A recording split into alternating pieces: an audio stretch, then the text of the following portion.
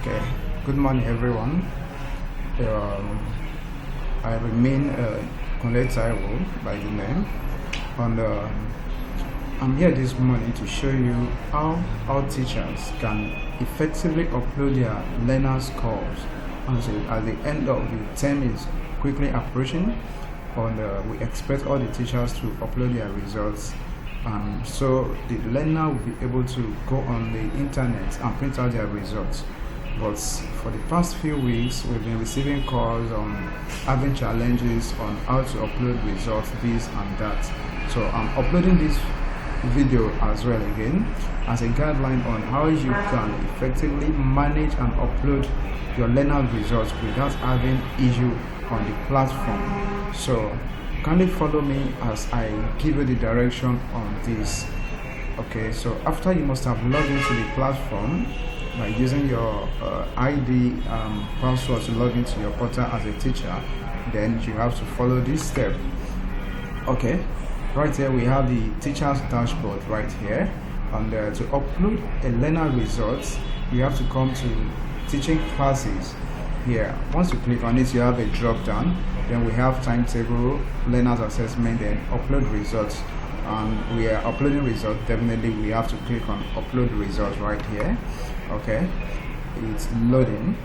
So sorry, the internet is not that very fast, but after loading, the next page here we then ask for, says to upload students CA or exam results. Select a class, which simply means if you are a teacher that is teaching multiple classes, like for example, as for secondary school you are teaching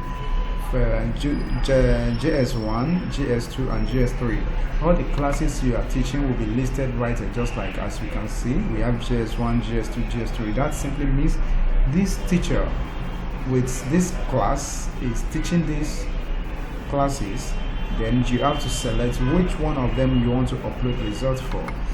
Okay, and the moment you select it, the system will automatically load and show you all the learners in that particular class right here, as you can see, and it's showing the subjects you are taking in that class right here. So let's assume you are teaching more than one subject.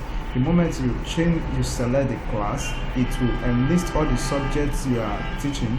Then you have to select which of the subjects you are uploading results for. Mind you, this platform only allows a teaching subject teacher to upload the result for the actual subject they are teaching, which simply means if you are a math teacher, you are not allowed to upload results for English or any other subjects. You can only upload results for the subjects you are teaching in that particular class. Okay, so the next thing we have to do here is we have to select from the drop down to upload results. We have to select the exam type you are uploading. We have CA or exam. So let's assume we are uploading for exam, and we have to select the term we are uploading for, because the first term and the year is 2019-2020. Okay, then after that you click on submit to upload results. Okay, alright, so once it's loaded, as you can see we have a column where we can type in all our scores individually, and we have the list of students, learners, one after the other here. So we have to check very well and upload the results, the scores of each learner accordingly. Alright, another thing we should observe is this. Alright, saying JS3 examination average score is 65. This 65 must have been set by the school admin by default, which means the exam is taking 65% out of 100, like we all know, while the CA test will be taking 35%. Alright, and next here is like we have this learner, we have this. Let's assume this learner now let's assume you want to upload results for this learner. The only thing you have to do is to type in the figure which the learner score. That's all. You come here again, you type in the figure which learner score. That's all. And for security purpose, as you can see, we have 65% here, which means you cannot type in anything that is above 65%, sorry. Okay, so let's assume I want to type 67%. As you can see, we have input error because this score you are inputting here cannot be greater than the average score. It's either be equal or lower than the average score. As you can see, it's accepting 65 and this is 65 as the average, but if you put in 66, it's throwing an error because it's greater.